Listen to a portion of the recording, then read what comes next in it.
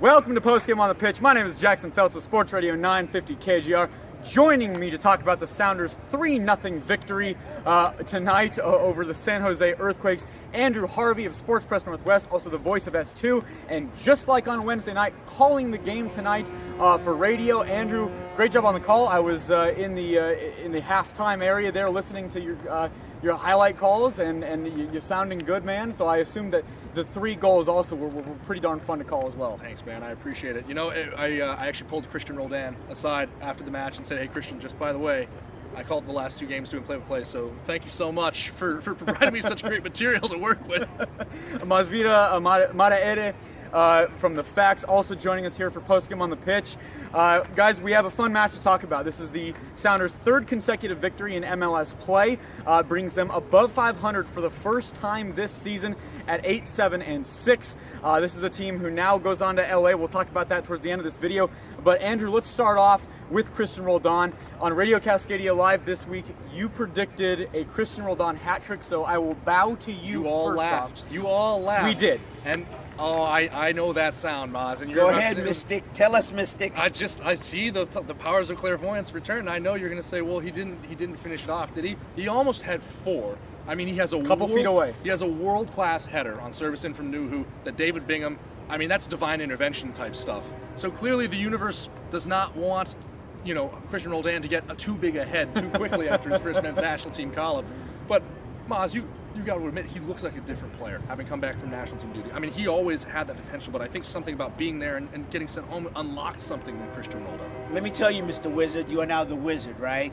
Okay, fair enough in terms of he's playing different, he's playing quicker, faster, the game is much slower, so he's self-expressed. He had 2 goals, all right? Let's not anoint him the next Messi or anything like that. He hit the post on the 3rd one, so he had 2 goals before we get all whatever. He was inches away from the 4. We're not counting inches now. That's what. Okay. I'm not anointing him the next Leo Messi. Okay. I am clairvoyant though, so hit me up about the Powerball and we'll split. Okay. Yeah, fair enough. I could use a little. How that goes. But hang on. But we've been having this conversation. This is what I was talking with Pete Fewing, my color commentary guy tonight on the air.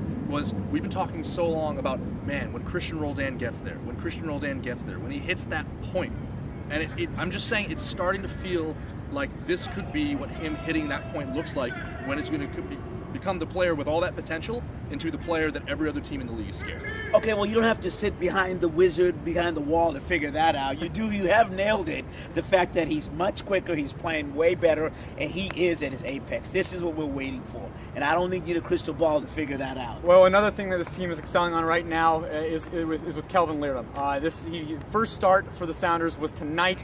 He scores his first goal, but I want to specifically talk about his assisting ability. His long throw-ins here from down in the south end zone here. What we end up seeing is him pushing guys towards the goal, and it reaches the head of Gustav Svensson, who then heads it to Roldan. Moss, what kind of difference does his arms make rather than his legs? The long throw in soccer has been there. If you look at soccer history, the ability to throw the ball downfield on a throw-in is actually a set piece and offensively. And like Roldan said, that's something they've been practicing. So what happens, you get the long throw, you hit the one man, the secondary guy like Roldan did, comes in on a slicing run and gets the ball off the second man and gets in the back of the net. It is a weapon, and Leerdam brings that along with his speed on the side. Great addition, absolutely. I really like about it, just the attitude he's got about it, is that first game, get in there. Tonight he got into basically an argument with Chad Marshall and Roman Torres because he had one parallel to the 18, and he was just like, go on. Yeah. So, in addition to the throw-in, in addition to the technical ability, I like his enthusiasm too. He's smart, he's competent, and he looks like he wants to be here. Andrew, let's switch over and let's talk about the changes in the second half, specifically the substitutions. And this is a team that in the past 2 matches, 0 first half goals, 7 second half goals. So what are they doing right with the changes into the second half? I mean, part of it is the adjustments they're making at halftime, and I know Maz wants to hit more specifically on what those were tonight, but this is a well-organized, well-run team. I thought it was a great move to double sub on Wednesday night against DC United, to bring on 2 new outside backs and push Brad Evans and Jobin Jones up on the wing.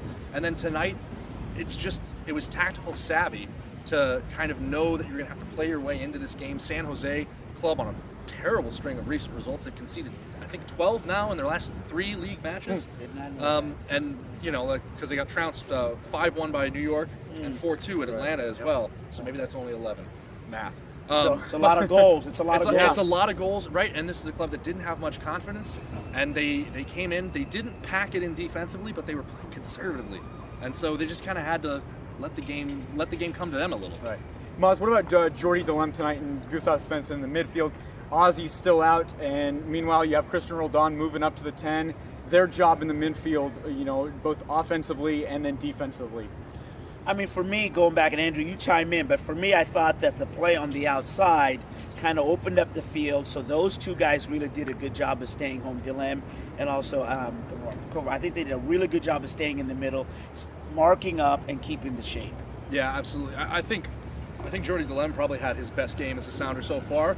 Kind of easy to say, he hasn't had too many of them, but he looked very solid tonight, a couple of big-time tackles, and I would agree, this is probably the best width in attack that I've seen the Sounders have tonight. Although I will also say most of that seemed to come down the left side. I think Brad Evans is still trying to figure out precisely how he fits in this right midfield role, because he was training to be a right back for so long. And we would be remiss if we didn't talk about Jovan Jones. Yeah. That ability for him to go up there, and Spencer talked about, he's as versatile as Cristian Roldan, right? I mean, this guy started in the back, and now he's up front. He's distributing the ball. He's got speed, but he's got 9 assists now, went away from the MLS lead. So, yeah, that's another play that's going on, another development at midfield, going back to what you said, Andrew, in terms of systems and the development of this team. Well, this is a team that won 3-0 without Ozzie Alonso, without Jordan Morris, without Clint Dempsey, now tied for the record for U.S. men's national team goals. Did it last night in the Gold Cup. So we'll see if he can get the record Wednesday in the Gold Cup final against Jamaica. Oh, you know what's scary? Is I knew when he was stepping up to that kick, the ball was going in that. Oh my God, I am clairvoyant. Here we go again. Here we go with the Mystics. Also, here we go. This team also... But I'm humble, though. Oh, of course you are. Oh, yeah. Also the 3-0 tonight without Nico Lodeiro serving the red card suspension. So this is a team that's getting, you know, a lot of their stars back soon once the Gold Cup ends. Los Angeles next Saturday night, that's July 29th, 7 p.m. kickoff in LA, not here at CenturyLink. They won't be back here until August 12th against Sporting Kansas City. So we're not back doing postgame on the pitch until then. But guys, this is a team going down to LA that, you know, this 3 straight wins. Can you make it 4 against an LA team that's been shaky this season? Not the usual LA we've been seeing. And pick up another 3 points, and let's see how far this team can take this. It seems like it's a really nice midseason run right now. Yeah, no, I mean, you know, this is a gettable LA team, and even if they, you know, they won't have probably Dempsey or Morris back from that game because of the midweek final, and depending on the reintegration, but you've got a group of guys that proved tonight that they can get it done. 4 points out of first place, right? That's right. So you make that move. This is it. Tight in the West. Tight. There you go. 6-point week for the Seattle Sounders. We'll be back on August 12th for Postgame on the Pitch. For Mazvita, Maraire, and Andrew Harvey, I'm Jackson Phelps. Thanks for watching Postgame on the Pitch.